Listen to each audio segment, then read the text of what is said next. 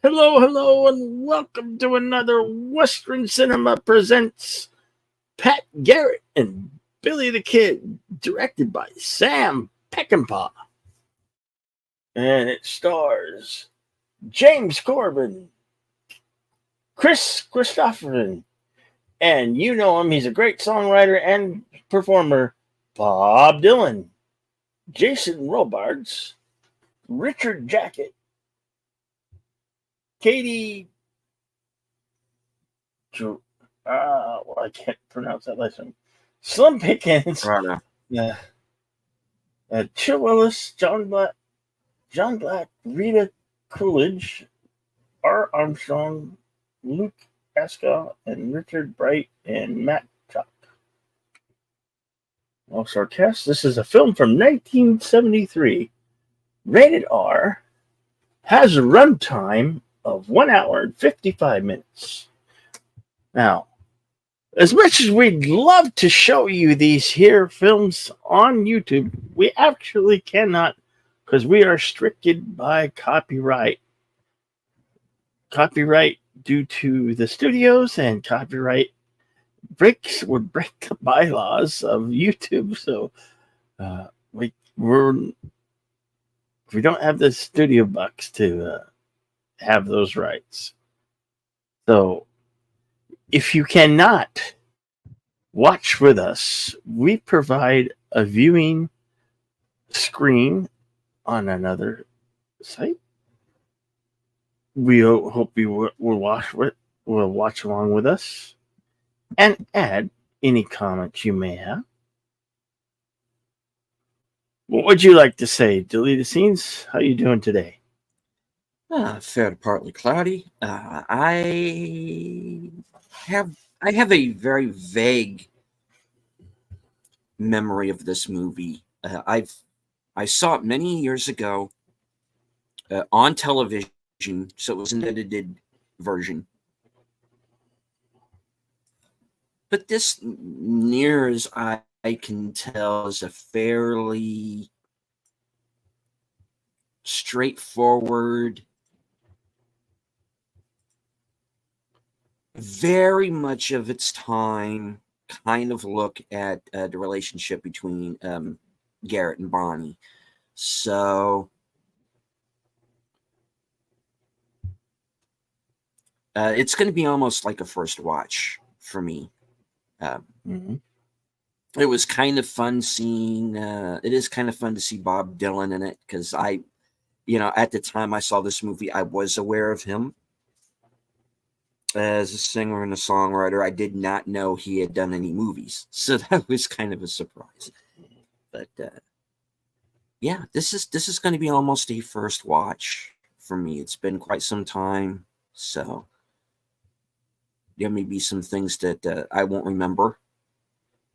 But once we are finished up here, I will give you my honest opinion of this version of the Pat Garrett, Billy the Kid, Lincoln County war story.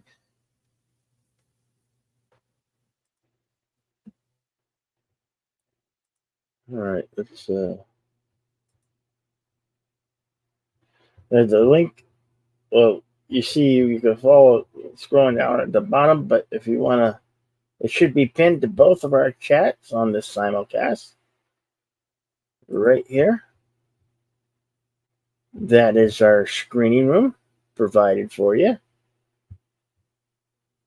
If you'd like to go over and join that room right now, we will get the film underway. All right. So follow this link on over to Cosme and we will get the film started. I will give you a 5-second countdown.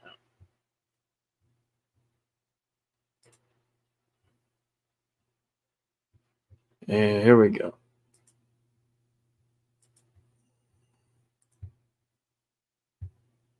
Here we go. 5, 4, 3, 2, go.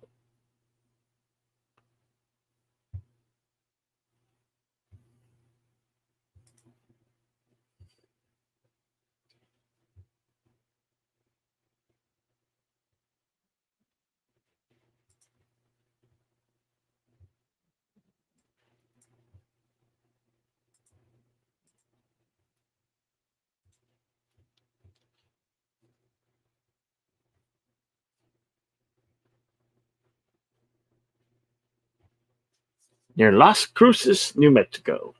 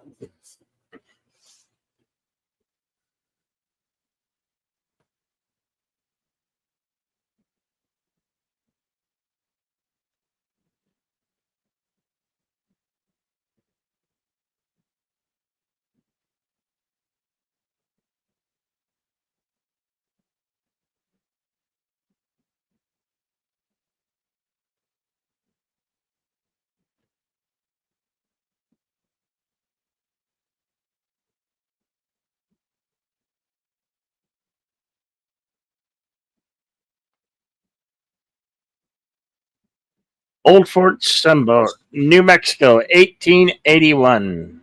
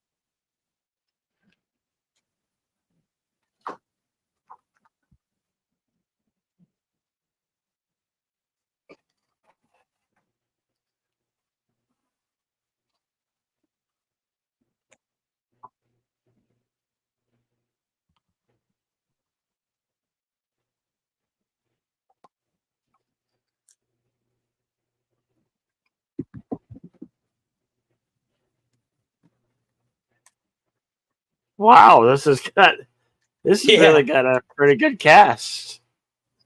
We've got, apart from James Coburn and Chris Christopherson here, we also have, as you see, L.Q. Jones, Harry Dean Stanton, Matt Clark.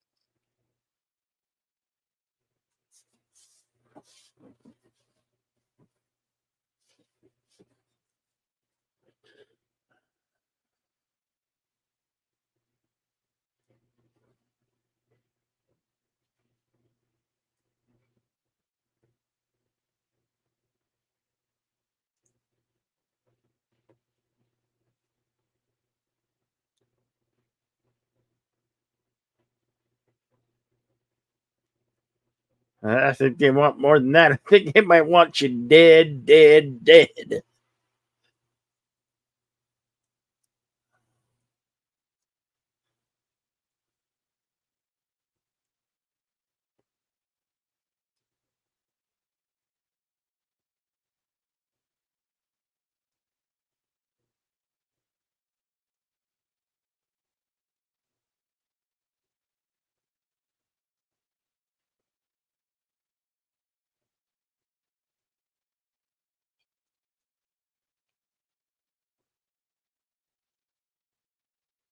Man's got to make a dollar.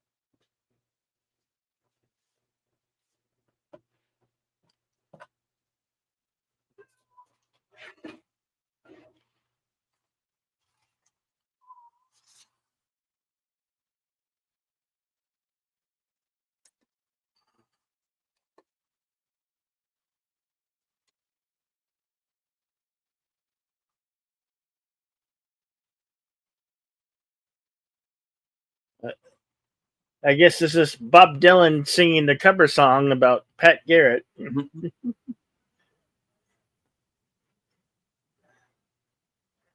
This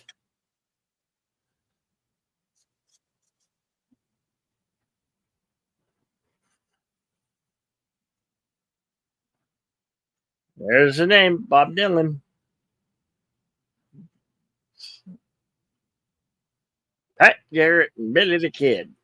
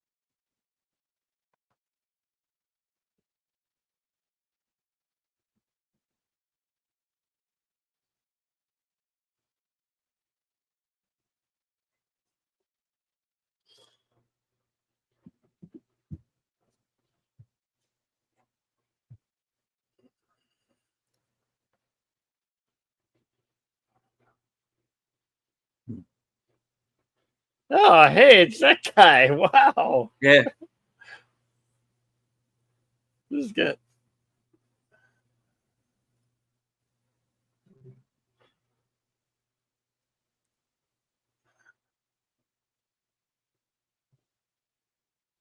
Guy who got out of the top bunk is you might have seen him in Disney's Never Cry Wolf or The Untouchables with Kevin Costner. Charles Martin Smith is also in American Graffiti and Starman. Yeah.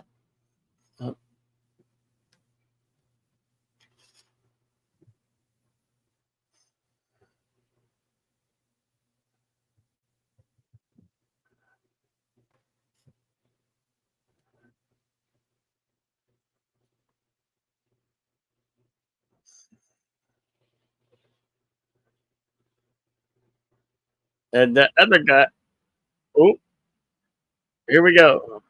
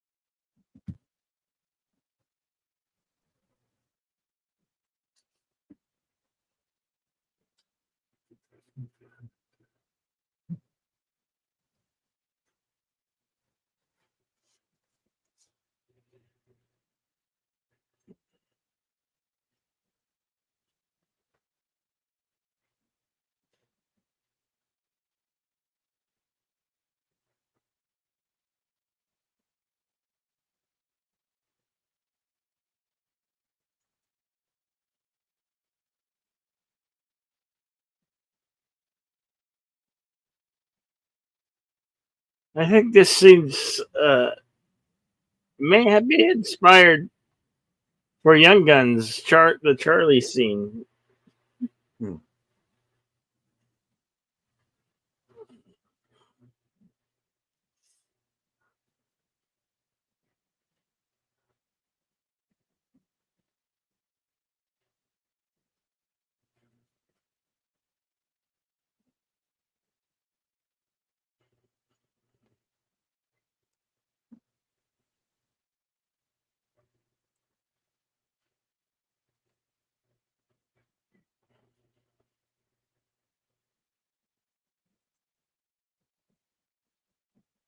Ooh,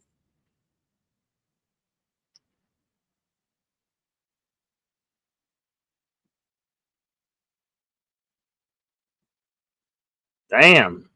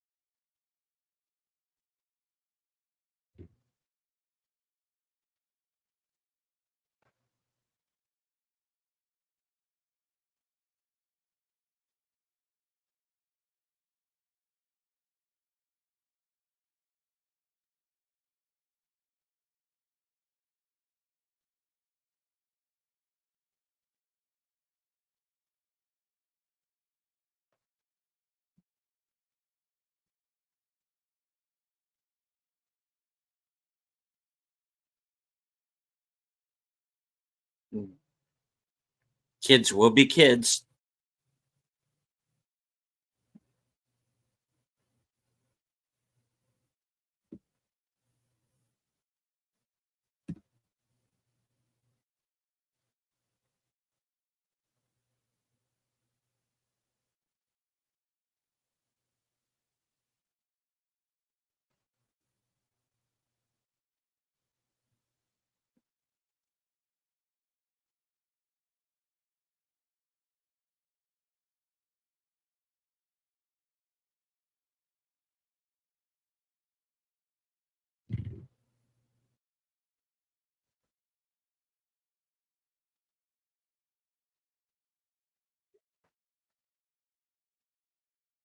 Looks like he did. Looks like he did.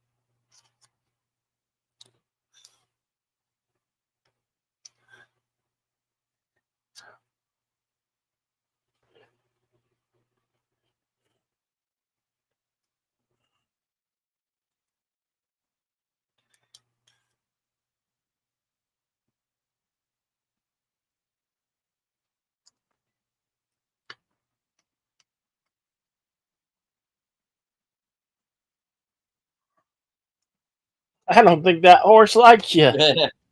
Nope. That horse is like, I ain't a gonna.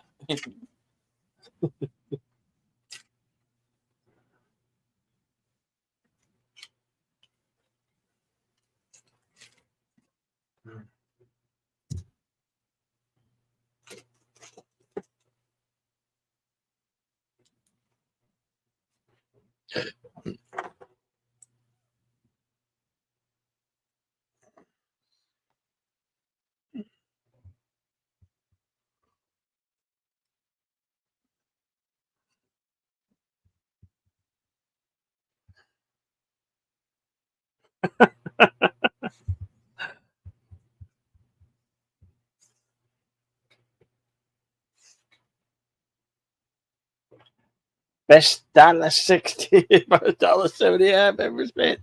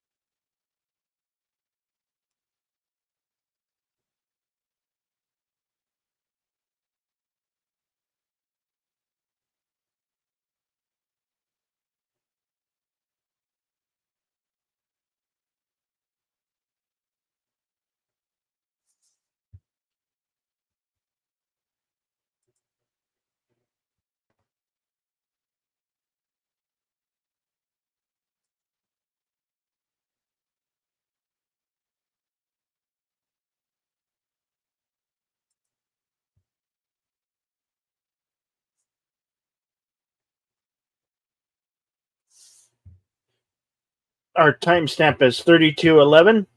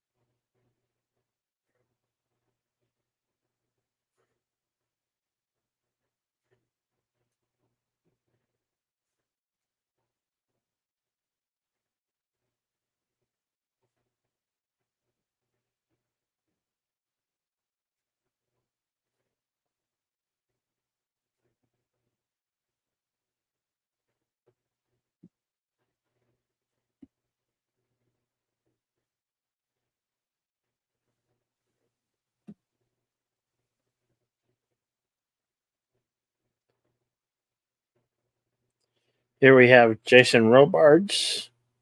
Mhm. Looks like he's in the U.S. Army. Governor. Okay, governor. Governor, who would be Governor Lew Wallace. Yeah. Who, interesting fact, wrote the book Ben-Hur was based on.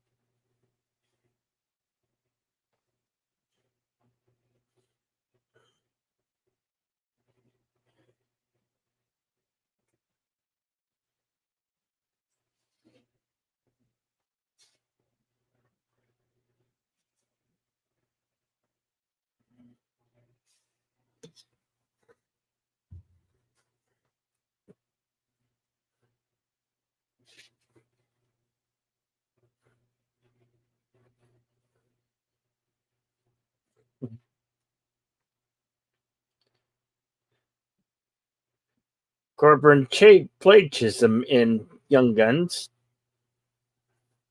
Yes, you did.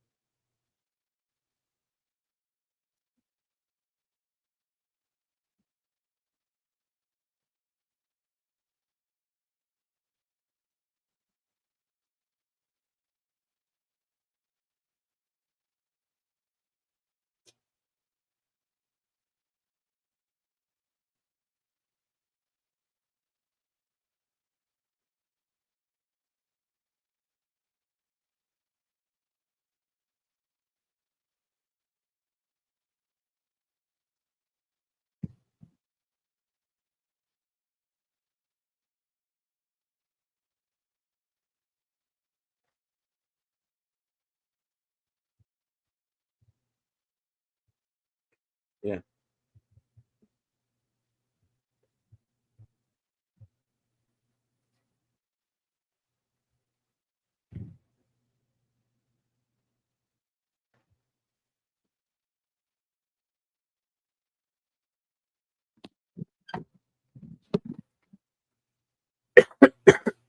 Excuse me.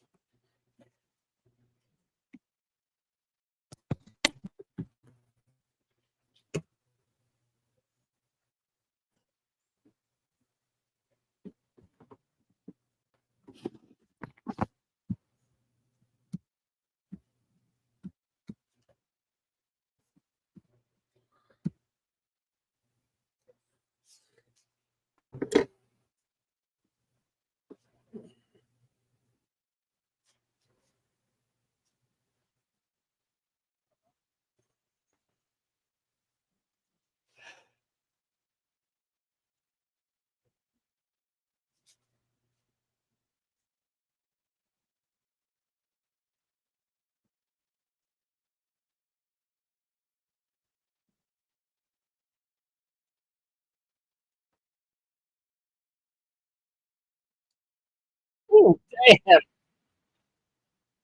Nice.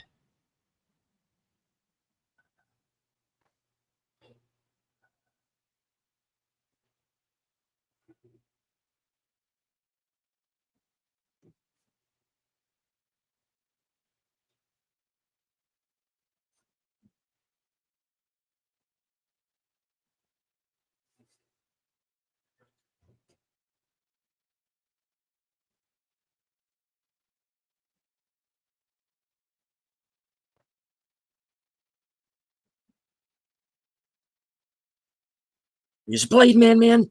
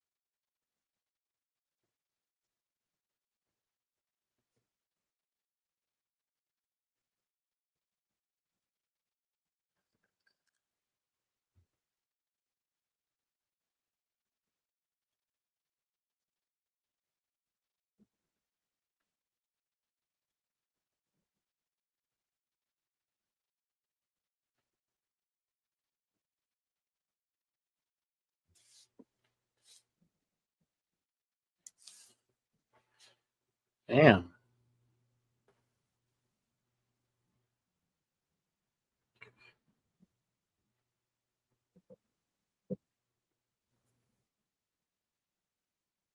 Damn.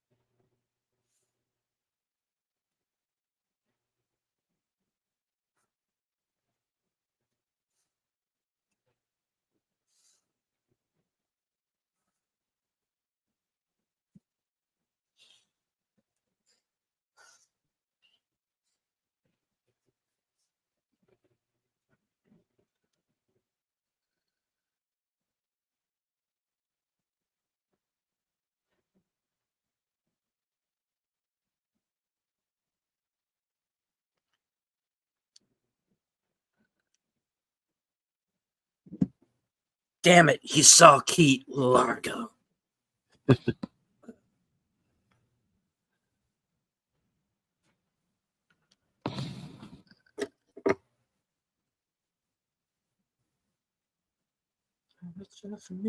Wow. This. Yep. I wonder if That's Bob where this Dylan song wrote came it. from. Yeah. Yeah. He must have wrote it for this movie. Yeah. It's clearly obvious there's a lot of Bob Dylan songs in this film.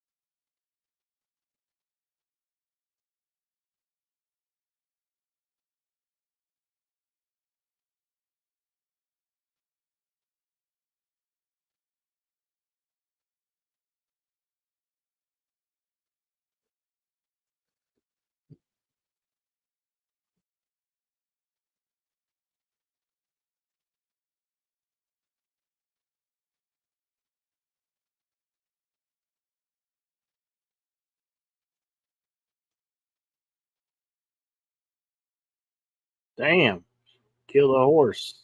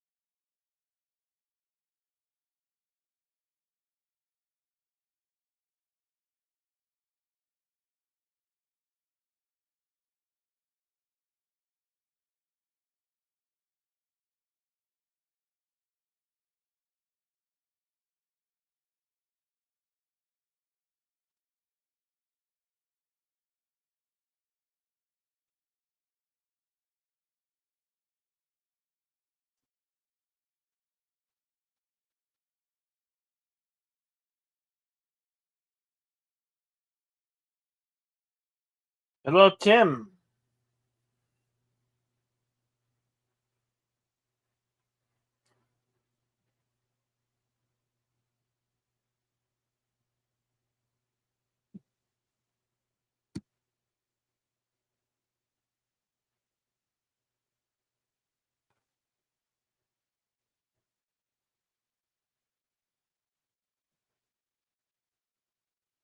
Oh, Tim, you missed a lot. Sorry, pal. You should, if you get a chance to check this out, you should. To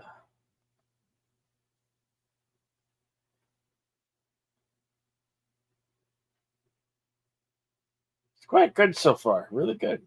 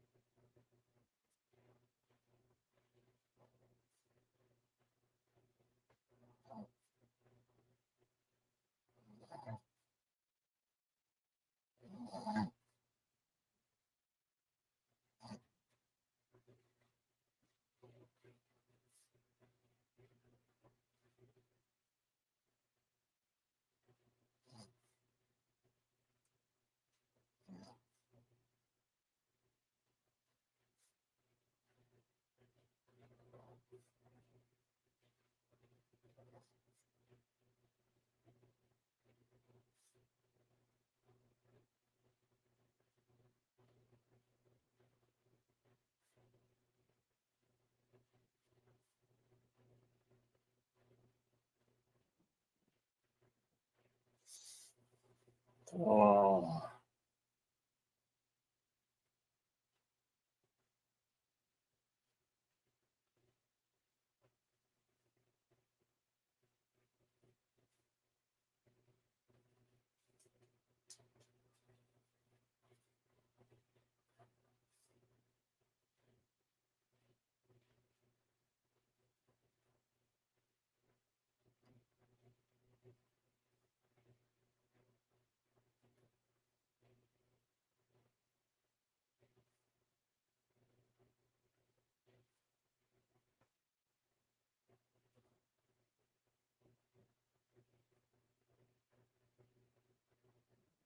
Mm. Mm. Mm.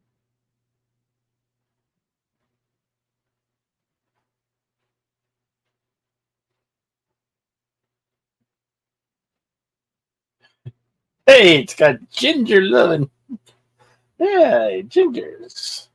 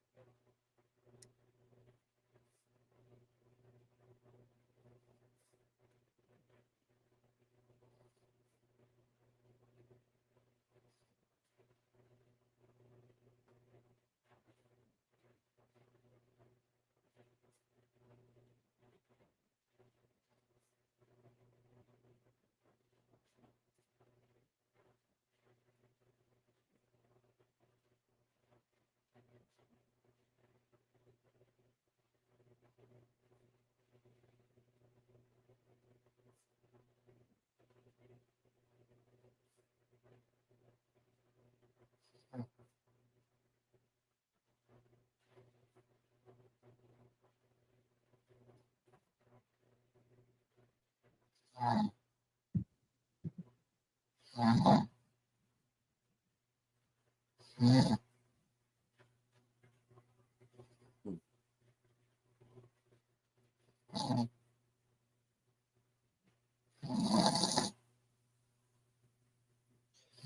get a timestamp there, Bill?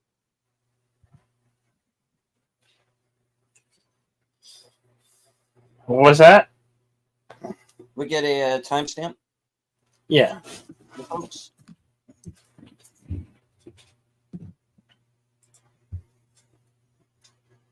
1:21:54. Hold on.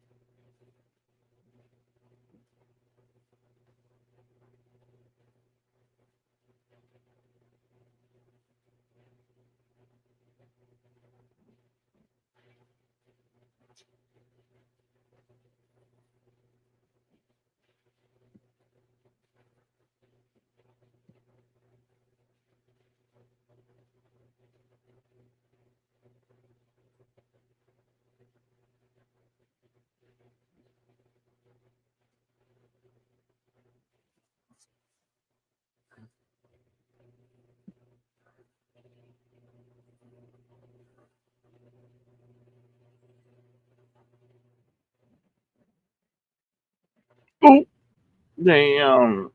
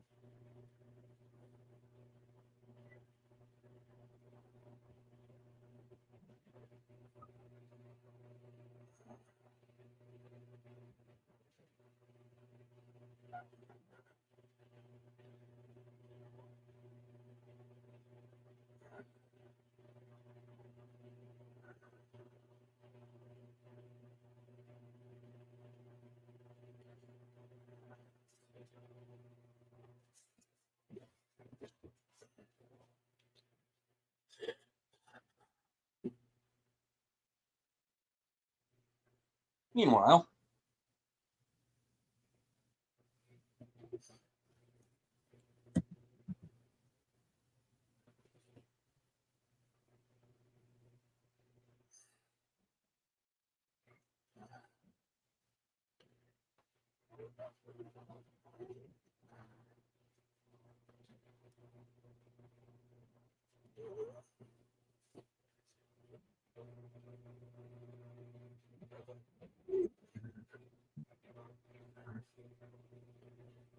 not anymore, you ain't.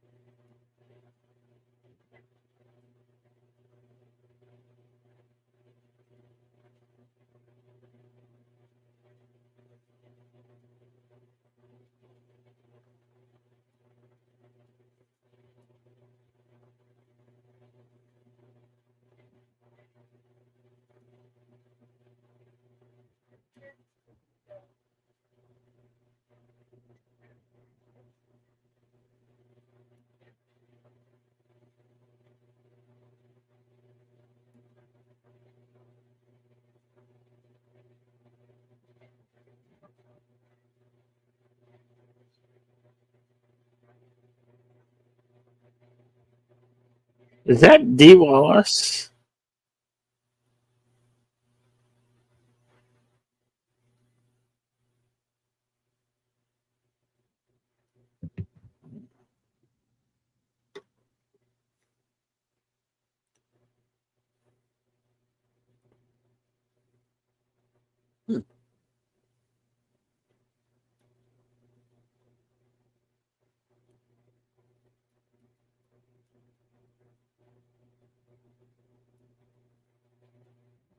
If so, well, alrighty then.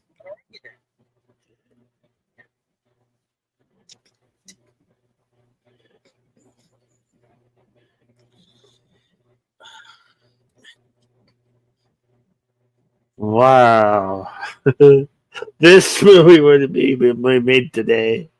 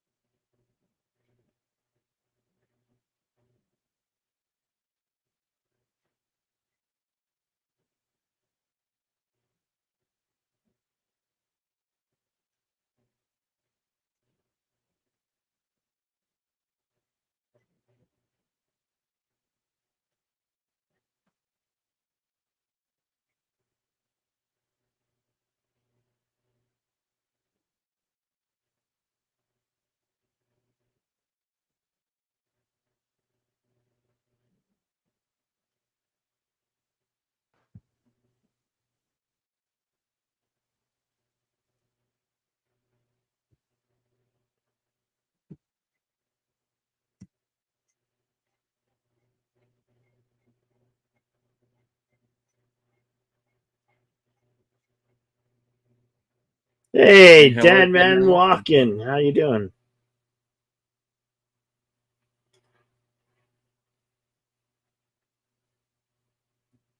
Thank you for the.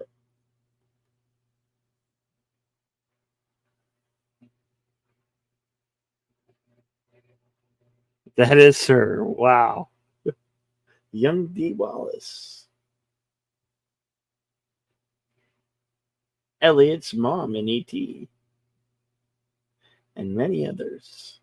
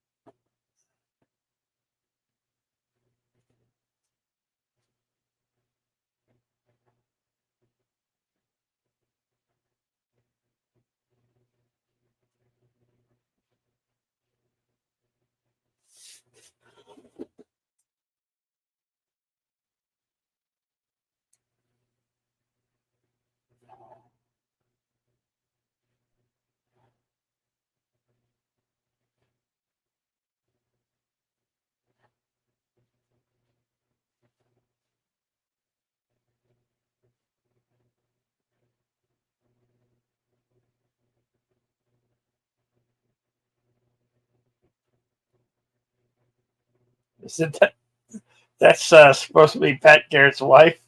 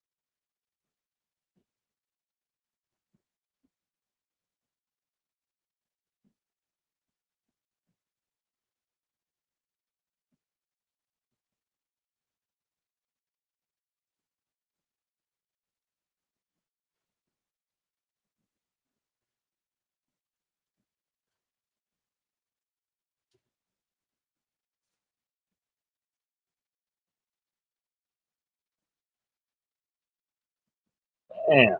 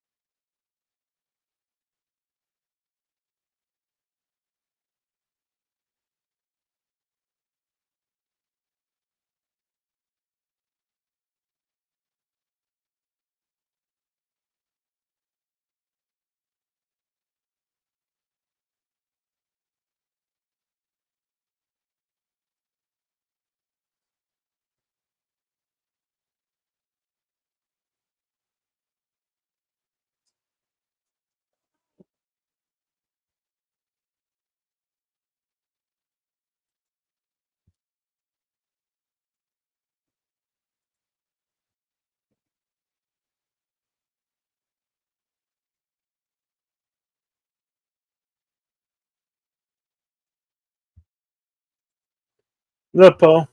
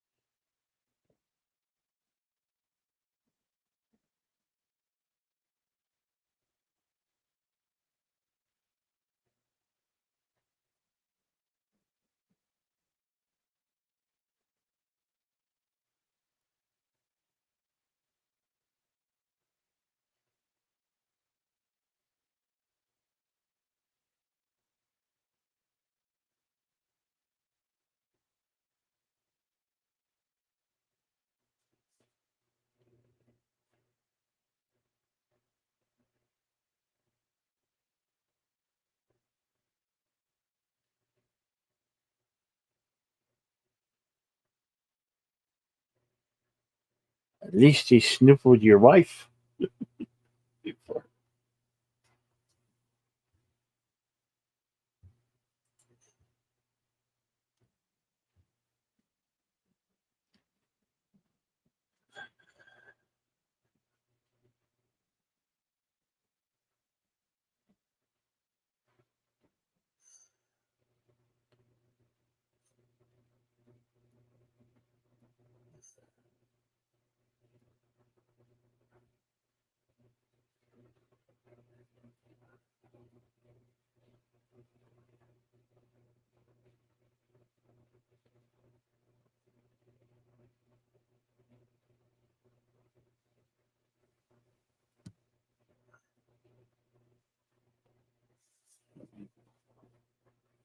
Okay, not sure how long I was muted there.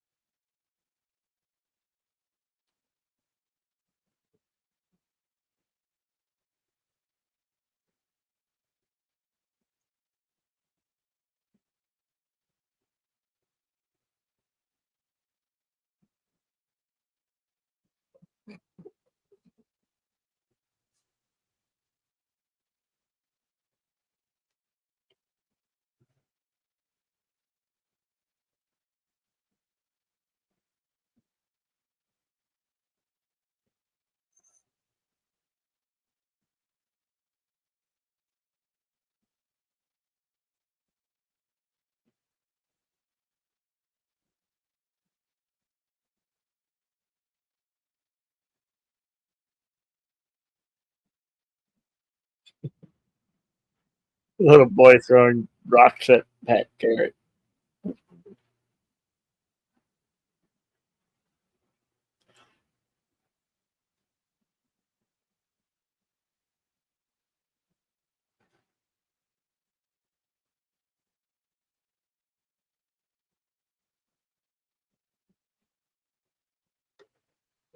I really get that line that he said in Young Guns now. You're all Billy bastards. Yeah. Get that now.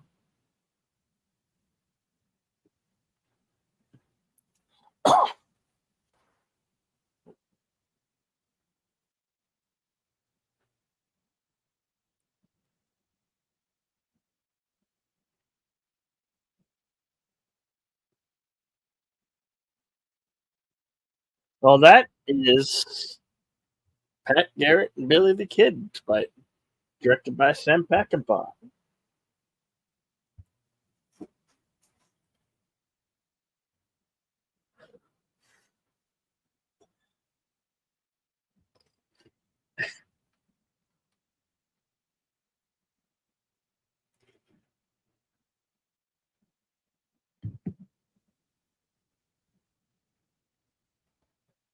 I think I might actually seek out the soundtrack that Bob Dylan had the music from it.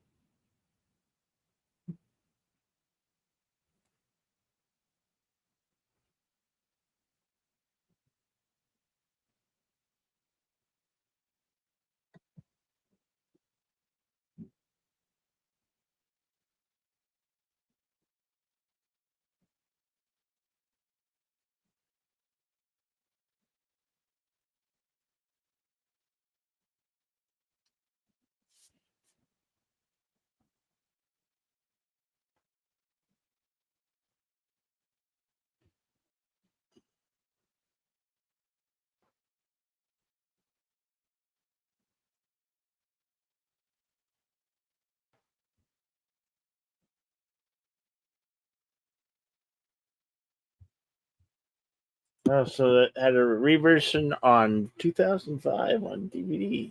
Looks like. Well, there were actually several, and we're going to get into that. All right, we show. God damn it! All right, here we go. Shall we consult the scrolls? And of course, by scrolls, I mean IMDb Pro. All right. Pat Garrett and Billy the Kid was released May 23rd, 1973. Had an estimated budget of $4.6 million, making $8 million worldwide.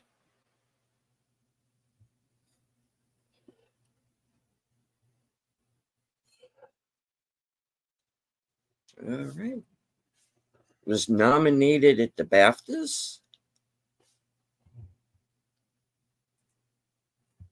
for Most Promising Newcomer to Leading Film Roles for Chris Christopherson. And Bob Dylan was nominated for the Anthony Asquith Award for Film Music. And Bob Dylan was nominated for a Grammy for Album of Best Original Score written for a motion picture or television special.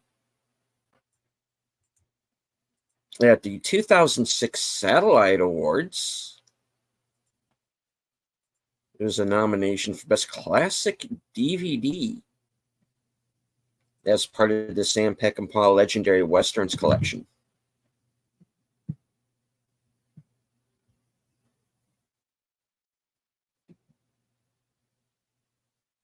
And the film was shot in Tucson, Arizona, and Durango, Mexico.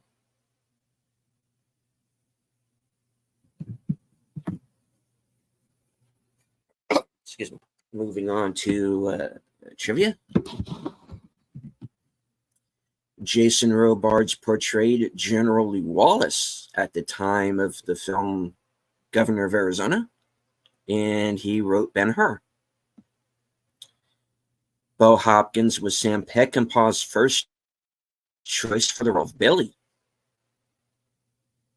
Monty Hellman was supposed to direct a film as a follow-up to Two-Lane Blacktop, which is also written by Rudy Orlitzer. His first choice to play Billy was James Taylor, who starred in Two-Lane Blacktop, 1971. Rumors began to reach the studio that director Sam Peckinpah was unable to work due to his heavy drinking. So as a joke, a photo was taken which showed Peckinpah on a stretcher being fed whiskey through an IV bottle while cast members carried him. The average shot length, 4.5 seconds on the 2000 DVD version. This is fast by most 70s film standards, but quite slow for Sam Peckinpah. For example, The Wild Bunch had an ASL of 3 seconds, Junior Bonner 3.5 seconds, and The Killer Elite 4 seconds. According to Chris Christopherson, director Sam Peckinpah so detested the studio cut of this film, he actually urinated on the screen. According to Christopher, oh, sorry. Oh, wait, nope. Hold on. I can't talk today. My tongue is numb. My tongue is numb. I can't. My tongue is numb. According to Christopherson, Peckinpah hired Donnie Fritz, a longtime collaborator of Christopherson's, as a favor and cast him as Billy the Kid's gang member Beaver, because Fritz had no scripted lines. All he does is repeat whatever anyone says in the movie. Christopherson was 36 at the time of filming, playing a character who was killed at the age of 21. Christopherson and Peckinpah had several heated arguments while making the film, and others on the set often thought they would fight physically. Peckinpah, always very confrontational, wanted to fight Christopherson, but he feared Christopherson, a former Army Airborne Ranger, would kill him. Christopherson answered, "Yeah, Sam, I think you're right." In spite of this, Peckinpah referred to Christopherson as, and I quote, "a fucking great guy," and said that working with him was one of the greatest experiences of my life.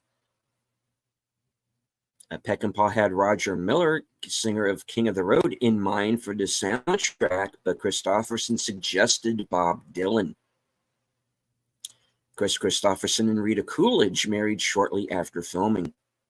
At various stages of the film's gestation, there was talk of Marlon Brando and Jon Voight, Robert Redford and Sam Shepard, and Jack Nicholson and John Denver playing the lead roles. John Denver is Billy the Kid. Okay. Wow. Okay. How drunk were you? All right. After seeing Christopherson perform at the Troubadour in Los Angeles and his appearance in Cisco Pike, Peckinpah decided to cast him as Billy the Kid.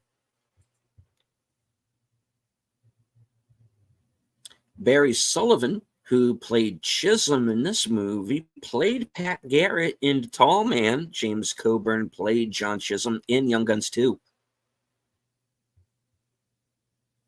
Due to a bent flange, all of the shots made with one Panavision camera were out of focus on the right side, making the footage unusable. MGM had refused Sam Peckinpah's request to have a camera mechanic on call in Durango, and because all the footage was sent back to Los Angeles for processing, the problem wasn't discovered for several weeks. MGM finally sent a camera mechanic to the set after the faulty lens was replaced. By then, the film was several days over schedule and several $100,000 over budget. While making this film, Sam Peckinpah's alcoholism was so advanced that he would have to start the day with a large tumbler of vodka to stop shaking. He would be drinking grenadine by mid-afternoon. After that, he was too drunk to work. James Coburn recalled that Peckinpah was only coherent for 4 hours a day. According to David Weedle's book on Peckinpah, If They Move, Kill 'Em, many of the scenes in the movie were shot almost guerrilla style by second unit director Gordon T. Dawson at various times on very singular locations to make up for the originally shot footage that was rendered unusual by the bent lens flange and subsequent focus problems. On the accompanying featurette on the 2-disc DVD release of the film, Paul Cedar, author of Peckinpah, The Western Films, A Reconsideration, said there were rumors back in 1973 that MGM was preparing a cut of the film that was only 95 minutes in length and cut out much of the expository material to cut from one action scene to the next. According to Pauline Kael, Sam Peckinpah even considered allowing that version to be released for the explicit purpose of showing how damaging the MGM regime of that time was. Wow. Although Chris Christopherson was widely felt to be too old to play Billy the Kid, it should be noted that James Coburn was much older than the actual Pat Garrett. When the film was, that's more of. All right, let's move past that. Sometimes they kind of word these. Sometimes they tell you the same facts a few times. They just reword them. Yeah. Yeah. We'll do it. Richard Jekyll appeared in Chisholm, in which Pat Garrett and Billy the Kid were the primary characters. Sam Peckinpah believed it was his chance to make a definitive statement on the Western genre and complete the revision he had begun with Ride to High Country and The Wild Bunch. In the original script, Pat Garrett and Billy the Kid never met on screen until the film's conclusion.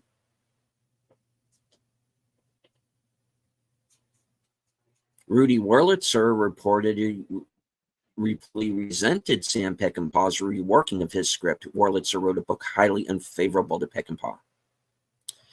Chris Christopherson's band members play small roles in the film.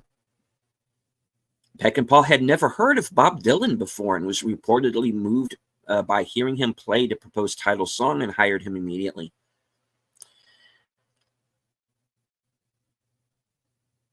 MGM President James T. Aubrey, for economic reasons, refused to give Peckinpah the time or budget required, forcing Peckinpah to rely on local crew members in the Mexican state of Durango. Many of the cast and crew members came down with influenza during the shoot. MGM President James T. Aubrey objected to several scenes in which he considered superfluous to the film's plot. And Peckinpah and his crew reportedly worked weekends and lunch hours in order to secretly complete the sequences. Aubrey began to send telegrams to the set complaining about the number of camera setups that Peckinpah used and the time spent to shoot specific scenes. According to producer Gordon Carroll, the movie set was a battleground. Multiple technical problems led to costly reshoots, including malfunctioning cameras. The film finished 21 days behind schedule and $1.6 million over budget. By the time films and the editing room, Sam Peckinpah's relationship with the studio and his own producers had reached a breaking point. MGM President Aubrey, enraged at the cost and production overruns, demanded the film for an unrealistic release date. Peckinpah and his editors were forced into a desperate situation in order to finish on time. Furthermore, Aubrey still objected to several sequences in the film for which he wanted removed, forcing Peckinpah to engage in protracted negotiations over the film's content. Bob Dylan had never done a feature film score before, and Peckinpah's usual composer, Jerry Fielding, was unhappy with being relegated to a minor role in the scoring process. Peckinpah did a complete preview version of the film, which was shown to critics on at least one occasion. Martin Scorsese has made Mean Streets and was at the screening. He praised the film as Peckinpah's greatest since The Wild Bunch. This version, however, would never see the light of day for over 10 years. Wow. After Peckinpah was forced out of the production, MGM President Aubrey had the film cut from 2 hours and 4 minutes to 1 hour and 46 minutes. The final cut was a critical and financial failure, and the cast and crew largely disowned it. Sam Peckinpah purchased a full-page ad in the Hollywood Reporter mocking rumors of budget overruns and a brass at MGM. Hollywood producers were not amused. The production was often hit by hot weather and dust storms. Charlton Heston, Robert Mitchum, and Paul Newman were all offered the role of Pat Garrett. Newman played Billy the Kid in The Left-Handed Gun, which we've shown here on the show previously. Yep. Peter Fonda and Malcolm McDowell were offered the role of Billy the Kid. Oh. According to Paul Cedars. Yeah, that would have been interesting. According to Paul Cedars' 2015 book, The Authentic Death and Contentious Afterlife of Pat Garrett and Billy the Kid, the original 1973 theatrical release ended with a two-shot of a smiling Garrett and Billy from the opening scene. A decision imposed upon the film by Aubrey that editors Roger Spottiswoode, Garth Craven, and Robert L. Wolfe hated. The 2005 special edition ends on a freeze frame of Garrett appearing to be swallowed up by the desert landscape as he leaves Fort Sumner. The film is included among the 1001 movies you must see before you die, edited by Steven Snyder. In Chisholm, Pat Garrett was played, I don't know why they're bringing up Chisholm, but here we go. Pat Garrett was played by a 36-year-old Glenn Corbett, and Billy the Kid was played by a then 26-year-old Jeffrey Duell.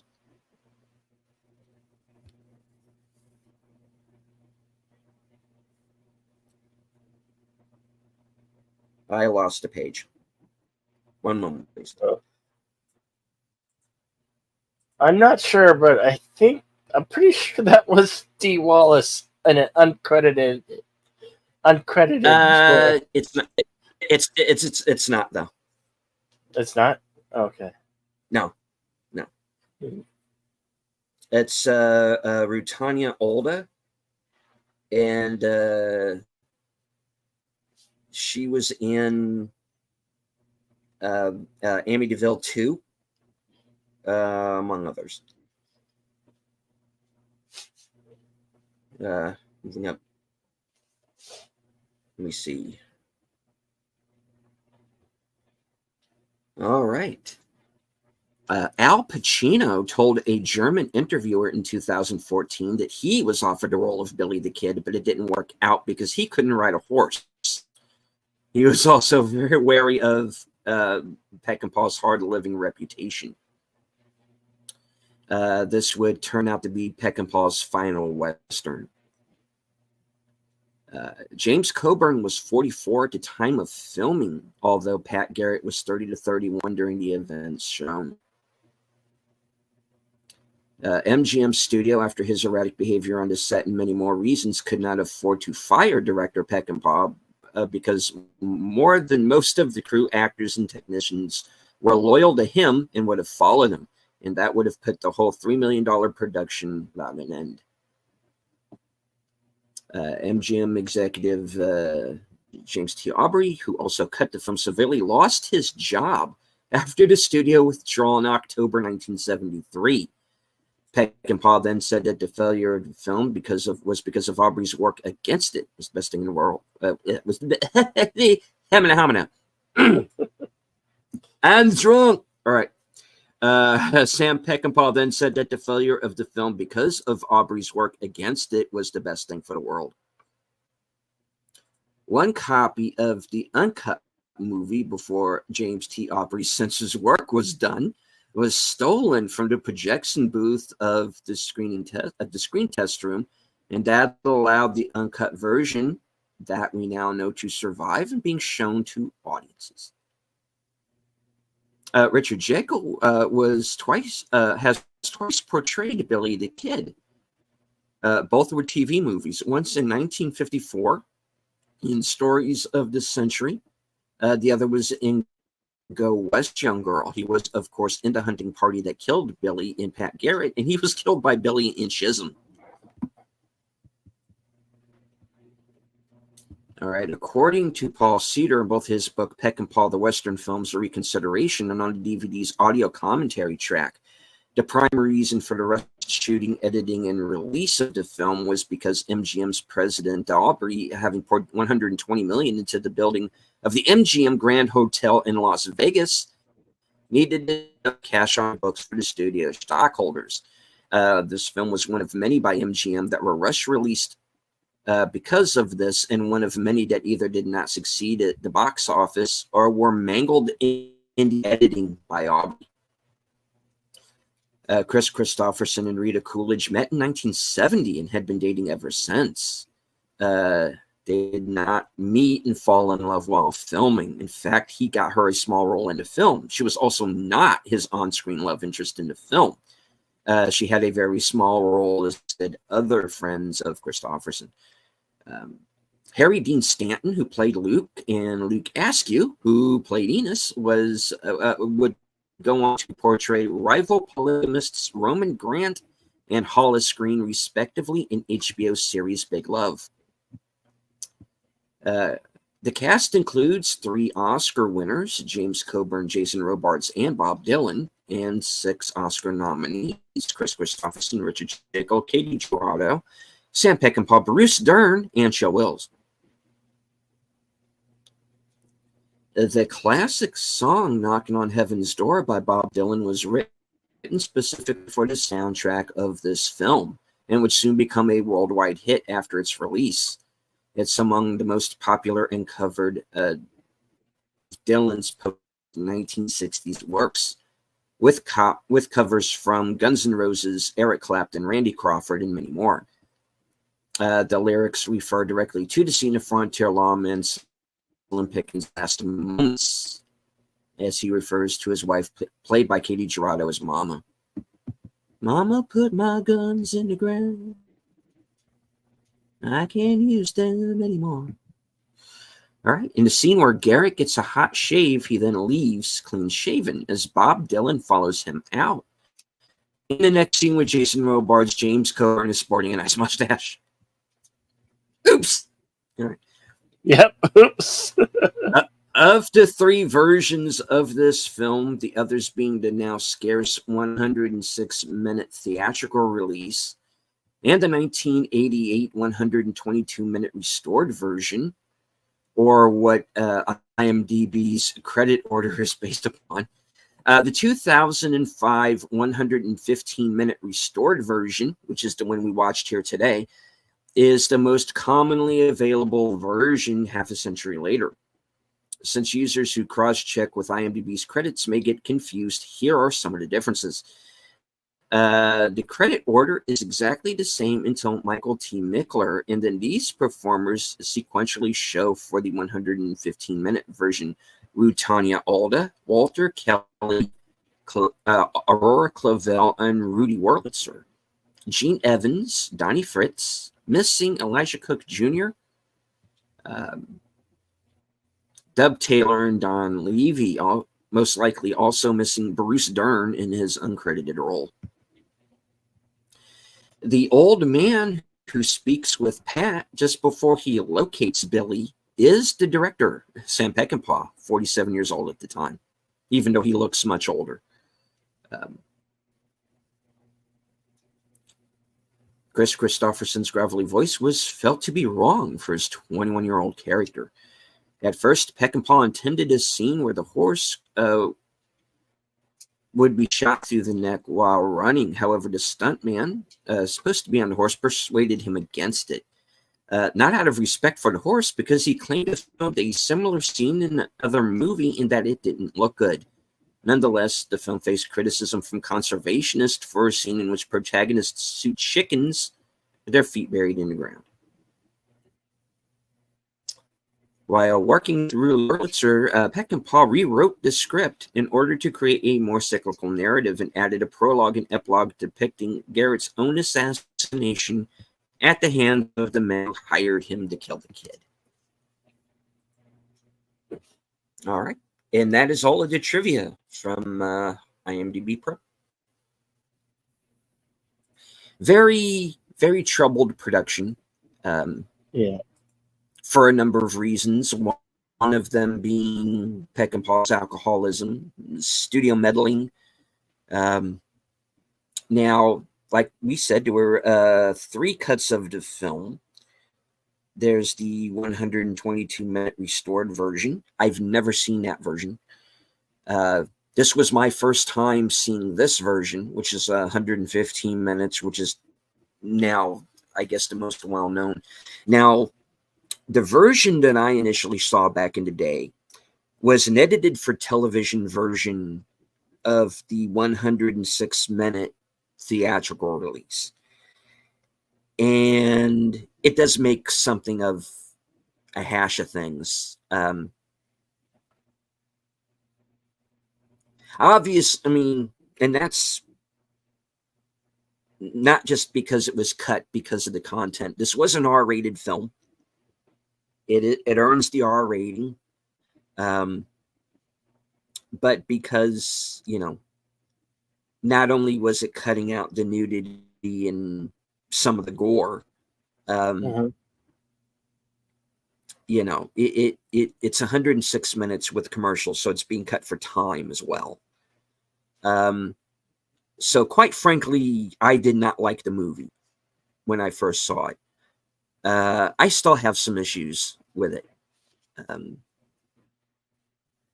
after having seen this version. I think the editing is an issue, but but now we know why that Pacing occurred, a little bit because was the pacing is an issue, for sure. I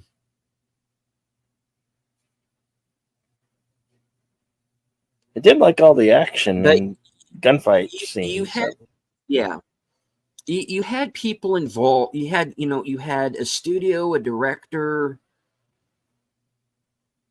a screenwriter,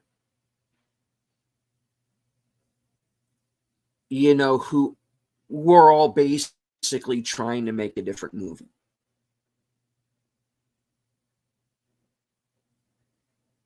And I think it kind of shows in the film. I don't hate the movie. I've seen far worse. We've done movies on this show that I think are worse. For various reasons. But could I recommend it? No, I wouldn't. But I would not recommend it, but it is worth a look at the same time. If anybody catches my drift. But yeah, it's a movie that has issues. But there were, like I said, there were reasons for those issues, and it shows. But that's just my opinion on it, having now seen two versions of the movie. So one good thing I would say about this edition than the prior version that I'd seen, at least it makes a little bit more sense. I mean, it's still random. It still feels like random stuff happening, but it does make a little bit more sense. Because, like I said, the version I saw was edited in a way where it made such a hash of things that it is what it is. It's one of those movies that I would say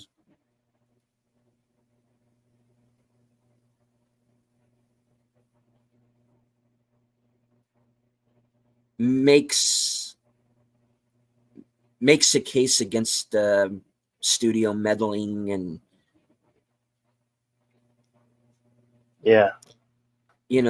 go in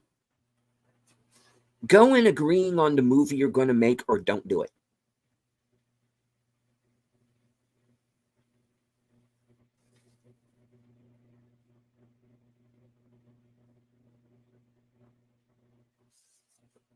For a movie, it made a really good soundtrack. Yes, so, it did. I'm gonna find the vinyl. Check that out. I still think the music is the best thing about this movie. So, yeah. So okay. Points for Bob Dylan for the music. Yeah. So, if for nothing else, his character doesn't have much to do in the movie, but he still kind of attempts to make. He did throw that knife pretty good into that one fella. He does, yeah. He's like I said when we said we were going to do this movie. He's this movie's version of the Lou Diamond Phillips character from Young Guns. He's the knife man. He's the blade man. So and he's pretty good, as we come to see. Yeah. All right, so let's have a vote for next week's feature. Okay. I want to offer you guys either Red River with John Wayne, or we can go comedy and do the Apple Dumpling Game. Put your vote in now.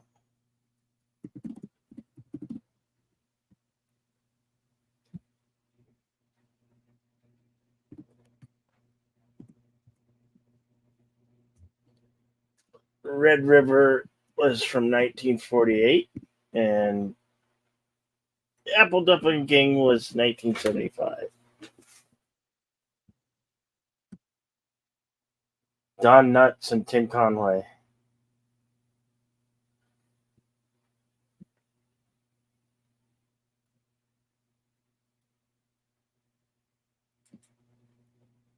Don't want to do that. Hold on.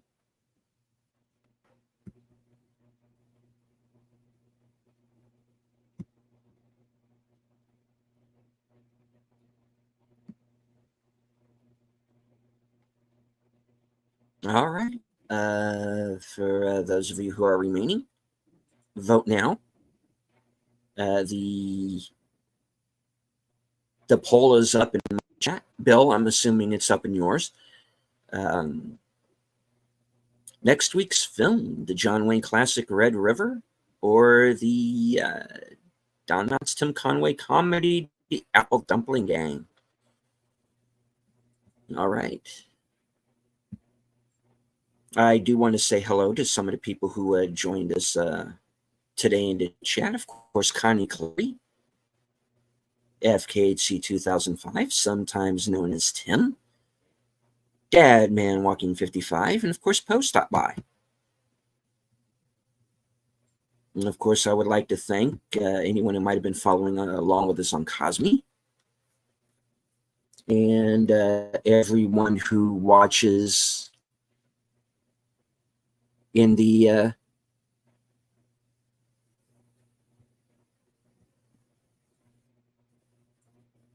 watches the rerun. Of course, I would like to remind you that this was just commentary only. We are unable, due to copyright and not wanting to upset the ghost of Sam Peckinpah, we could not show you the film. Yeah. So you would, if you are not watching live, you would have to watch either with a physical copy, and we did watch the version that is it's on Fandango, right? Which is the 2005 115-minute edit, DVD edit. Yeah. But like we said, if you have Fandango at home, you can use that to stream with.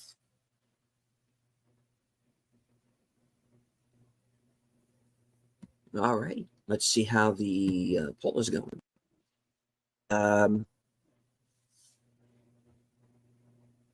Okay, so far we have the Apple Dumpling Gang winning. So far, got all the votes. We'll leave the poll up for a few more minutes before we end the program.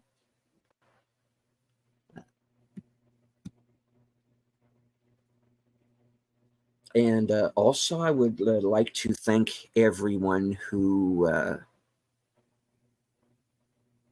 has been watching our month-long Salute to the Troops over on our Action Theater program. Especially all of those who watched The Great Escape. That got a pretty high turnout of repeat viewers. So thank you all very much for making that program a success, and the show itself a success.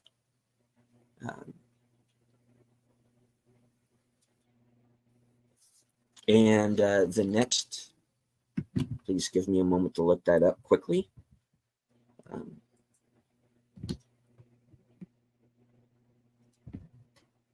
We will be returning with a double dose of Action Theater this week.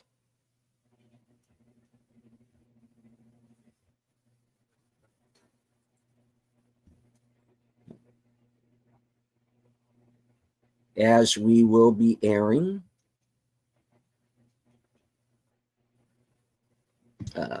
on Thursday at 4:30, which is our usual time. We will be watching the classic The Bridge on the River Kwai with Alec Guinness and William Holden.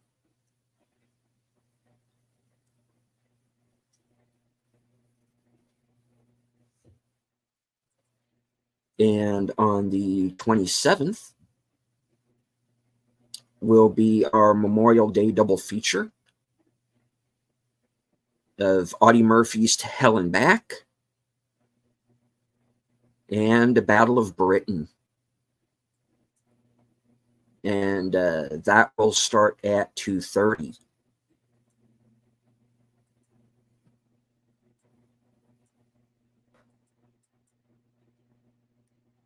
All right.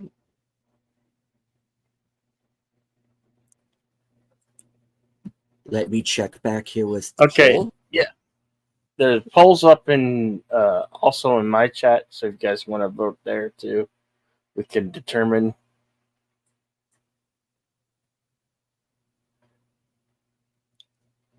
And right now, the Apple Dumpling Gang is winning by a full 100% of the vote over on my channel. Let's see.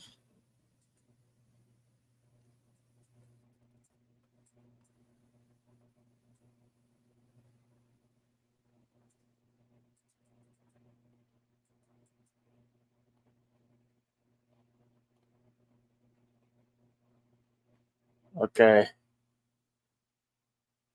Go to my channel and vote there also. So we looks pretty looking like the Apple Dumpling Gang.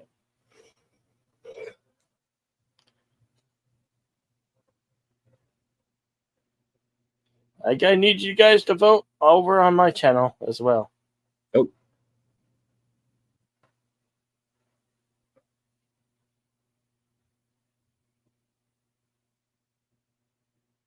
Yes, vote. Vote like the wind.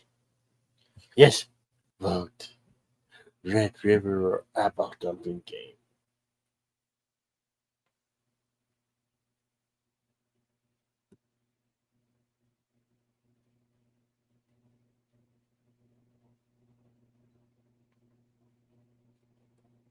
Come on, people. All right. Tools. All right. While the folks are voting, Bill, what do you have coming up?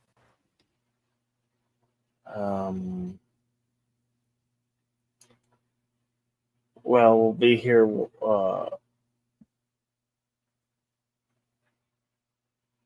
There'll be some Wednesday karaoke.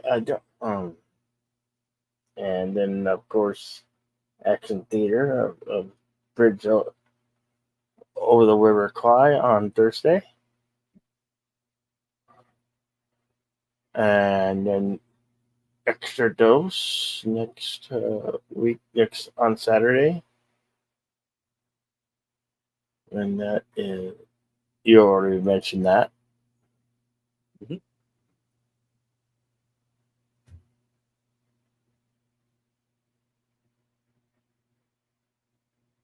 And then back here for looks like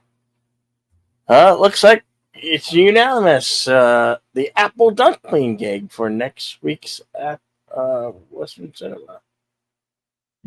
Okay.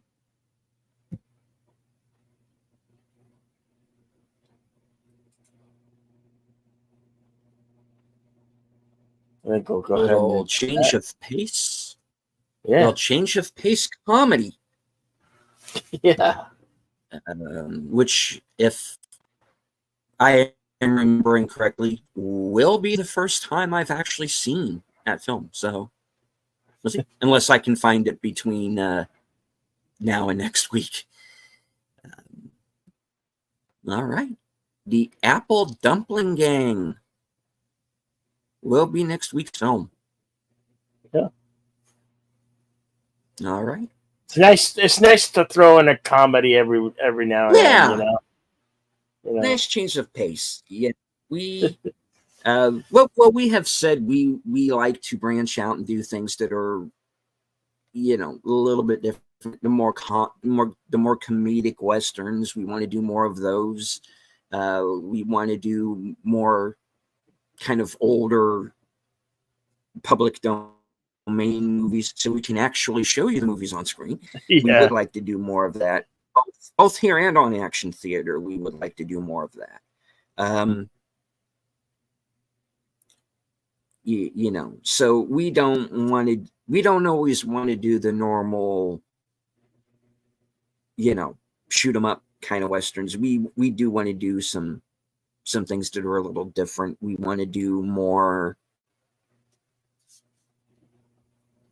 you know, along the lines of what I said, maybe some public domain stuff, some more comedies, some more modern day type films. And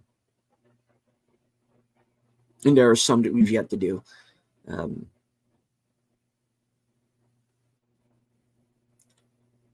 Maybe something that's kind of into horror Western genre, that maybe do some of those more towards Halloween and whatnot. Oh yeah. Oh yeah. Oh, I've got some Because good I know you ones got a lined up. few in mind there. Yeah. Yeah. It's a lot of ones that were mentioned last year that we didn't get to. Didn't get to. But yeah. There's actually one called The Oregon Trail. It's a western that's no, which I already have a copy of that. There's I know there's a movie called Dead in Tombstone that's kind of a zombie western. Oh yeah, movie. Denny Trejo. Denny Trejo, yeah, that we were talking about doing for last Halloween, but didn't get to. Yeah, we could actually start that like at the end of September. Yeah, coming up. Ravenous, I think, is another one. Yeah, it's a possibility. So the yeah, Burrows, definitely, the Burrows. Oh, Burrowers, yeah, I love that movie. Yeah. I have that's a western copy western. of it here. It's a horror western. Kind of a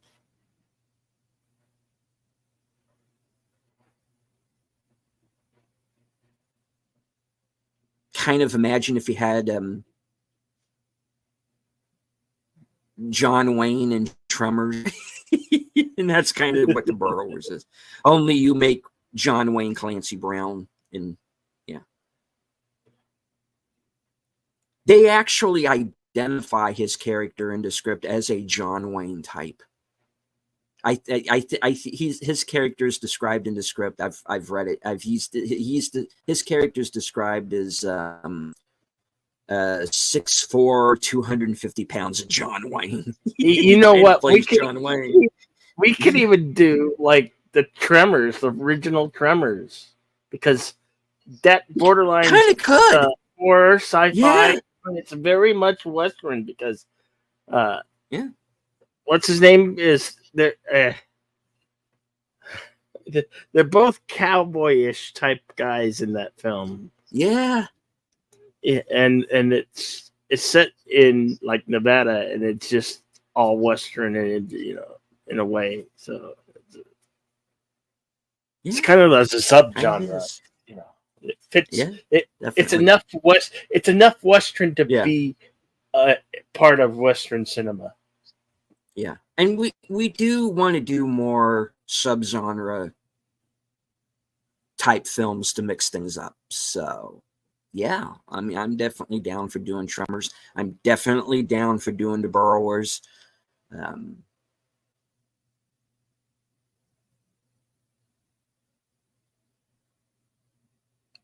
Maybe revisit, not necessarily this year, but down the line, maybe revisit a couple of the ones we've done before, like Bone Tomahawk and some other ones. Yeah. Kind of do like a second viewing. Yeah. But yeah. Definitely, we definitely want to change things up a little bit and make some changes. All right. Bill's already told you what he's going to be up to on the channel. More karaoke, of course, action theater, as our salute to the troops continues. Here in about 75 minutes will be my next episode of Unscripted, entitled If I Had a Hammer. It's episode 63. And I'm going to be talking about someone whose name rhymes with Smalek Maldwin. And the FBI non-investigation into his shenanigans. Unscripted is the pre-game show, the Geeky Geezers, over on Aged Boomers channel. So I will be over there right after my show is completed. I'll be in chat, moderating as usual. And after Geeky Geezers is over, get yourself a nice snack, something to drink, and join me back over on my channel at 12:05 a.m. Eastern, 11:05 Central, for episode 52 of The Other Side of Midnight. My guest this evening will be Sin's Corner, and we're going to be talking about the current state of cinema, current day box office, and how the revivals of older films are doing better than the new releases. Then, of course, tomorrow, right now at set for 10:10 p.m., will be Mystery Movie Night at the Regal. And AMC, since Off the Cover will be joining Sin and I once again this week for this week's movie. My prediction is that it's going to be Ezra with Bobby Cannavale, Rose Byrne, and Robert De Niro. That's just my guess. I don't know if that's going to be the actual film, but check us out tomorrow night and find out what the film is, and you're going to get our honest opinion on it. Then, of course, Tuesday at 8:30 p.m. over on my channel will be live from Sparkwood and 21. It's a retrospective of the Twin Peaks television series. Troy Pacelli, Netters Network, and Aged Boomer are going to be joining me for the penultimate episode of season 2, entitled Miss Twin Peaks. All right. And then, of course, that brings us back on over to Thursday, which, as we said, is the next episode of Action Theater, Bridge Over the River Kwai. And then join me later on that night for the weekend update, which will be at 11:30, and find out what I'm going to be doing next week. All right. Before I forget, I am going to be joining Big Al Presents for this Friday's special edition of Films with Friends. And we're going to be watching Solomon Kane, starring James Purefoy and Max von Sydow, based on the stories written by Robert E. Howard, who, of course, also created Conan. Join me Friday night at 8 p.m. Is that the kind of Indiana Jones-ish type of movie? Or am I thinking of a different film? Ish. It has some Indiana Jones type moments. It's got a little. It's got some action. It's got some mysticism to it, and what I meant was he's kind of like dressed up like Indiana Jones apparel. Now he's kind of dressed up like a pilgrim, actually. But it does have some Indiana Jones type sequences to it, and some Conan type sequences, and there's wizards and magic and all that. So, because there was this movie from the 80s that it was kind of. You're thinking of King Solomon's Mines. Okay. Yeah. All right. Well, with that, Alan Quartermain, or I now call it Alan Quartermain and King Solomon's Mines. Yeah. Well, that, I guess I'll say the parting words. I want to thank each and every one of you for being here today. Really appreciate it. Remember always to be excellent to one another, and always party on. And we can't wait to see you on the next one.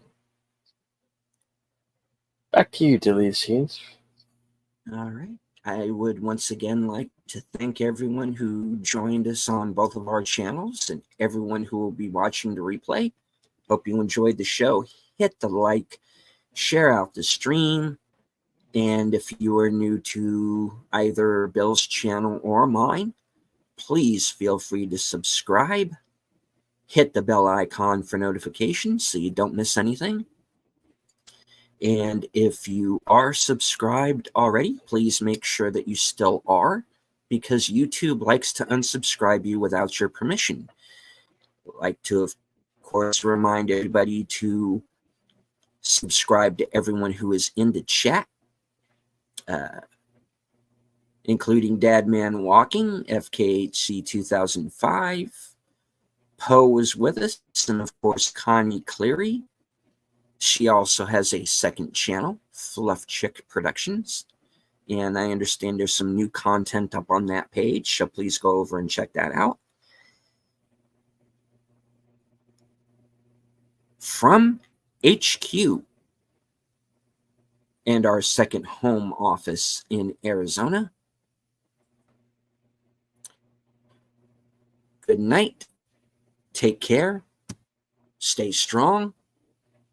As Eric 13 would say, watch more fucking film, because this is how we win.